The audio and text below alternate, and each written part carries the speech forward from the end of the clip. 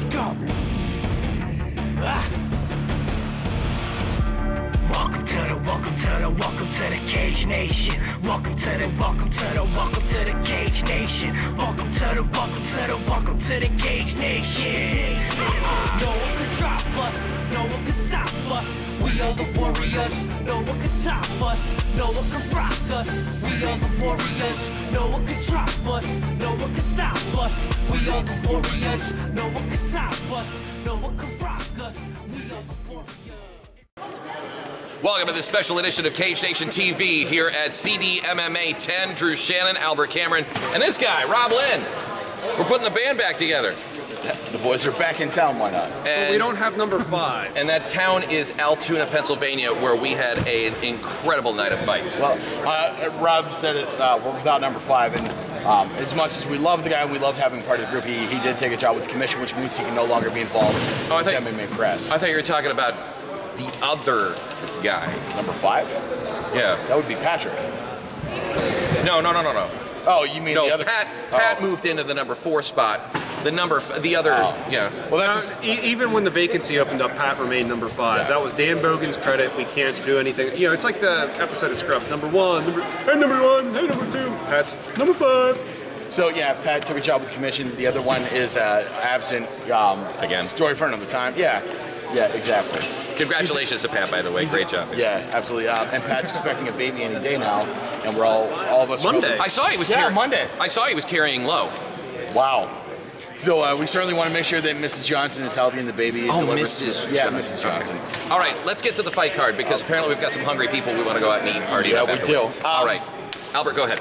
Well, you go ahead. All right, I will go ahead. The first bout tonight is kicked off with the amateurs. Cody Herman taking on Damon Teal in a catchweight bout. I think Rob has the rule you can't talk about the fight longer than it went on. It was a real short bout. Damon Teal tagged Cody Herman, and his legs did certainly get jello-y. They got a little loose. Buckled. Yep. But referee Bill Bookwalter stopped the fight.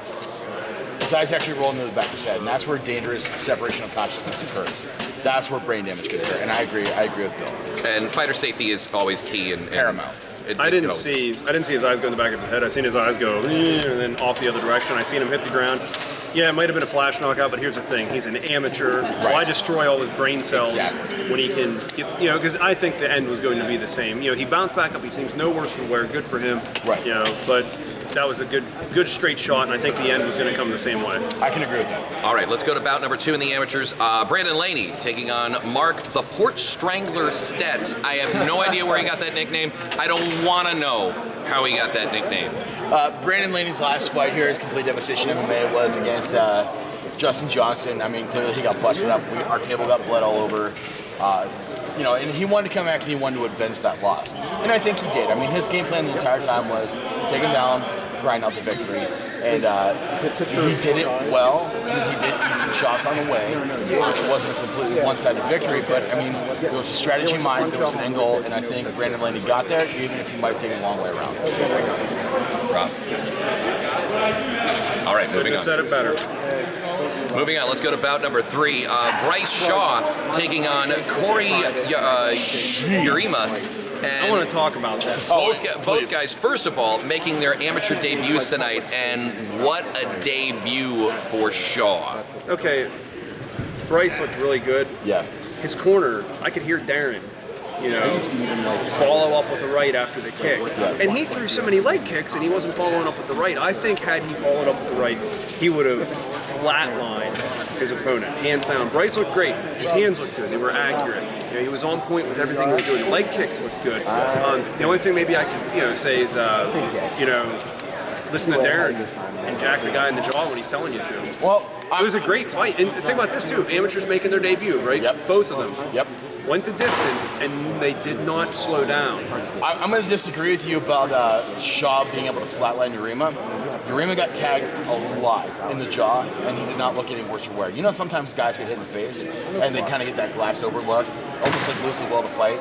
Urema was ready to move forward, and the only reason he didn't a lot of the time was because Shaw had that target right there on his leg and was taking away his ability to stabilize. Urema has good overhand rights, they weren't as effective as what Shaw's were sometimes. He had some good overhand rights, but Shaw took away his ability to stabilize and take him away. His power leg was still able to plant, but he couldn't plant it effectively because that lead leg had so much damage to it. I mean, you could actually see the swelling near the knee.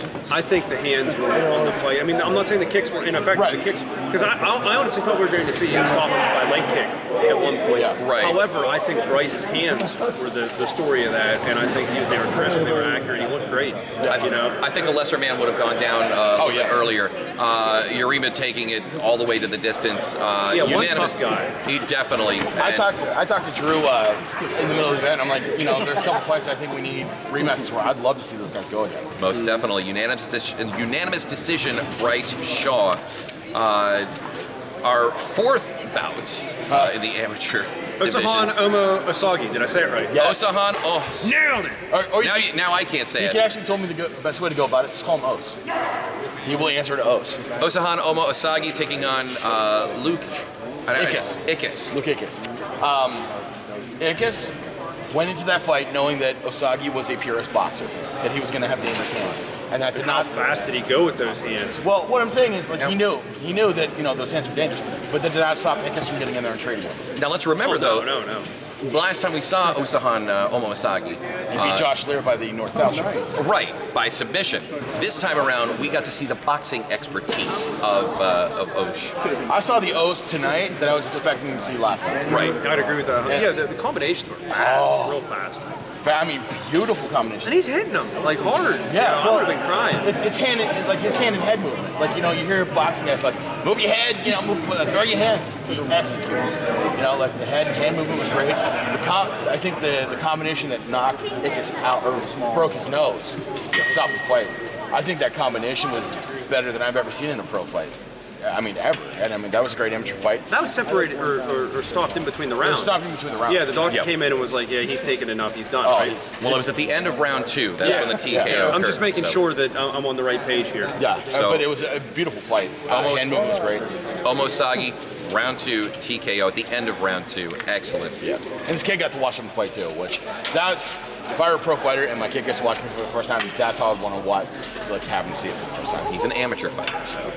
Well, okay, but I'm saying if I were a fighter and I was going to win for the first, like, you know, win in front of my kid, that's how I'd want to do it. Definitely. All right, your amateur main event, the 5th bout on the card. Featherweight advanced amateur rules, and of course it was for the Complete Devastation Amateur Featherweight Championship. The champ, Rich Canalina, Raging Bull, versus Ethan the Wolverine Goss, and a lot of people thinking that's a little bit of a controversial decision. I just want to put this out there. Split decision is an opinion. You know, you ask 3 people and you got 2 different answers. I'm not saying, I mean, I can make the argument that Rich won with the more effective striking in round 3. Okay. I thought Ethan was going to come out with a split decision victor. However, here's the thing about a split decision. No one's ever had it. No. You know, if you get UD'd and you've been beaten all 3 rounds and you know I went in, I lost all 3 rounds. I lost. Yeah. When you come out and there's a split decision, that gives a shadow of doubt in your mind, and you know, he can come out later and say, I didn't lose that fight. I mean, I lost in the judge's eyes. 2 of them, not the other one, not mine. You know, not me, the judge. You know, like himself. Of course. You know, he can make the argument. This It was a great fight. It was a fantastic fight.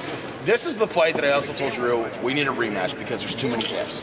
I would have liked to have seen more out of Ethan. I know his volume can be much higher, and he can put a much higher pace out there, Right. you know, and a lot more pressure. And it seemed like he was content to counter.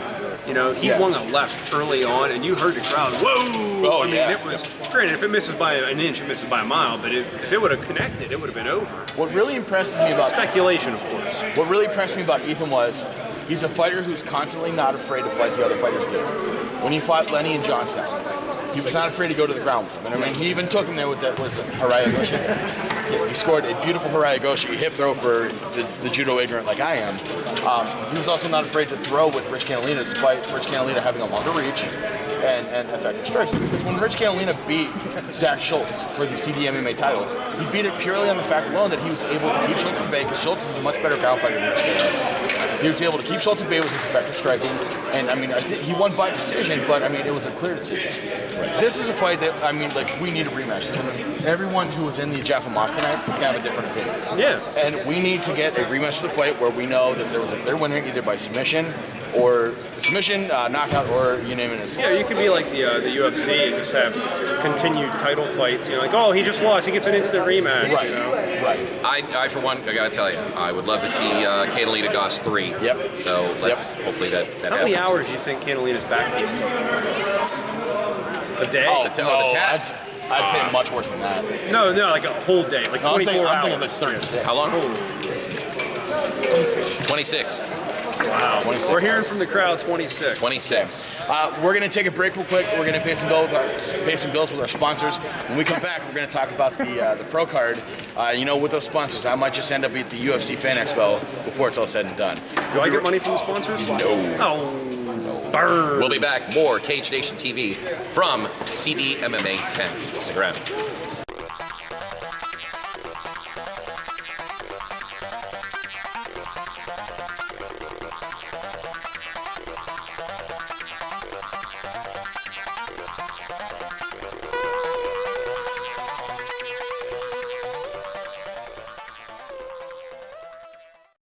Welcome back to Cage Nation TV, our special coverage of CDMMA 10. Drew Shannon, Rob Lynn, Albert Cameron. Pat is with the commission. He doesn't work for us no more, apparently. I don't know what's going on. Well, he's And still Mike Kessling, God only knows what He still comes to the fights, even though he's not, allowed to be on camera, which is more I can say for Cass. We love Pat. All right, let's get back into it. The pro bouts tonight. Doug the Ninja Bear Haupt taking on Kevin, was it? Bacher. Bacher. Can I get in on this? Yes. You have Doug coming out, and he was doing very, very Yes. well in round 1, right? Yes. And then he's like, I'm having a good time, I'm doing all right, everything's going great. Round 2, he comes out, I gotta do this, I gotta do this, I gotta do this. Speaking And we of got the Wolverine Ethan Goss, we were just saying we need to get you Goss versus Catalina 3. I think there was too many questions. We need to get them answered. I agree with you, but Rich and I agree we're not gonna do it again. You hear it here first? You heard it here first. No, we did. That was we it. broke Rich and I agree we're not gonna do it again. We're good friends. I'm not mad at Rich. I wasn't happy with the decision, but it is what it is. Rich is turning pro. I'm done with the amateur. Oh, you also heard that here first. Wow. Ethan the Wolverine Goss is turning pro. And also, I will make my professional debut right here in Altoona in March. Dropping bombs left and right. My God. Any other exclusives you want to give us there? Maybe even at 135. Weight drop, turning pro. He's going to do it here. You heard it here first on Cage Nation TV, people. I'll see you guys. Take care, man. Fantastic. Ethan, good. Great fight. We'll see you again real soon, friend. Wolverine, Ethan Goss, Wow. Kid Adamantium. Okay, so we're saying, Doug Haupt did very well in the first. okay, and then he comes out and he's like, I'm having a blast, this is great. Yeah. And then he's dropping his hands, hit me. And that showboating, I think, his opponent didn't get into that. His opponent's like, you know what, I'm just going to keep doing what I'm doing. Yep, and right. what does his opponent do? Get his back, pounded him, punished him, hurt him. Yep. I mean, you look at that fight, Doug's face doesn't look too good. I like Doug. Oh, yeah. Exactly. Keep your hands up. Don't drop your hands. Don't get hit repeatedly. That fight told volumes, though, of Doug Haupt's chin. Oh yeah, he can take a hell of a shot. Doug took a lot of shots. Right Did on the anyone chops. question his chin? When he fought Darren Cox, I've only ever seen Doug Haupt fight 3 times. First was against Jason Royer, which lasted 26 seconds because of a stoppage. He fought Darren Costa, where he lost quickly into the submission. I've never seen Doug Haupt fight amateur, so I didn't know.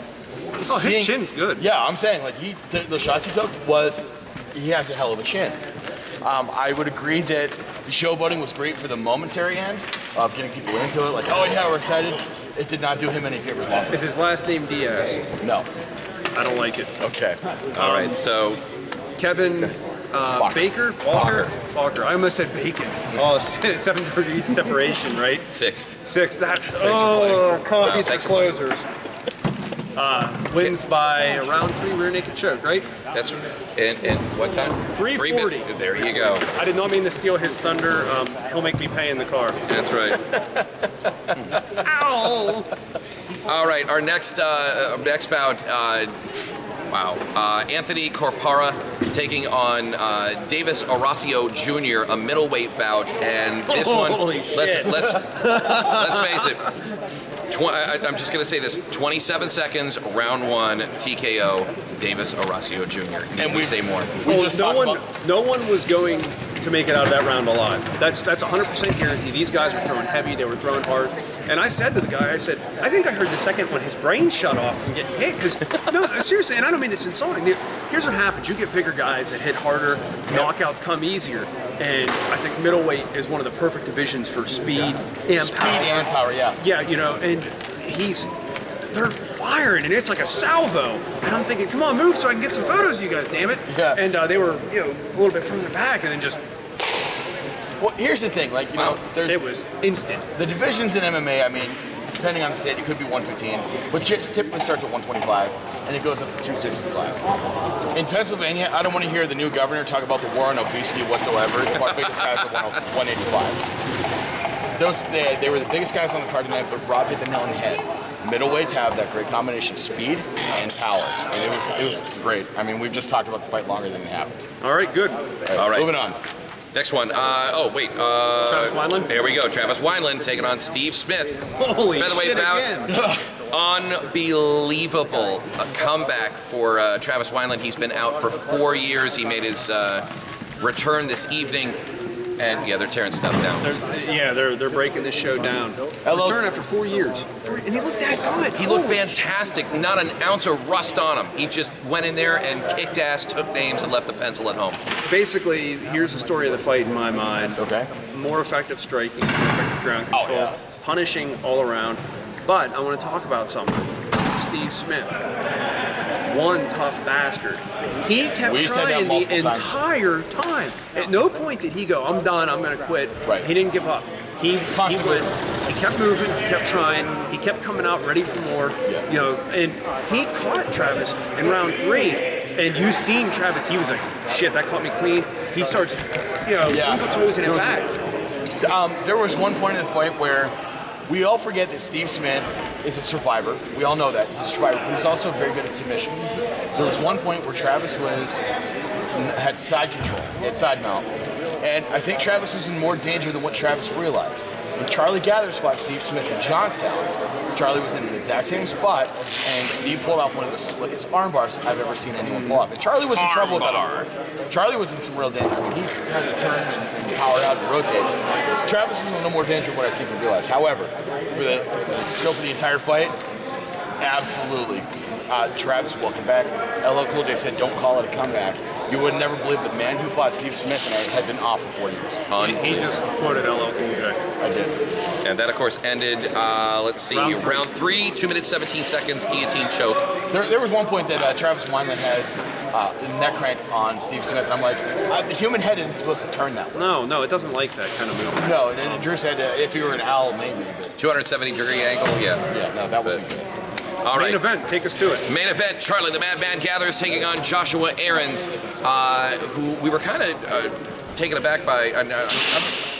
He said he's 2-8-0, and then he kind of said that wasn't his record. So what sounds better, 2-8-0 or a veteran of 10 fights? He went with a veteran of 10 fights. So let's not worry about the record. Yeah. Let's worry about the fight. Let's worry about the fight, and what a fight it was.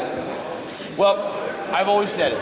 A calm Charlie Gathers is more dangerous than a heated Charlie Gathers. Exactly. When Chuck came into the arena today, he was calm. Hey guys, how you doing? Hey Chuck, how you think the fight's gonna go? Oh, it's gonna go.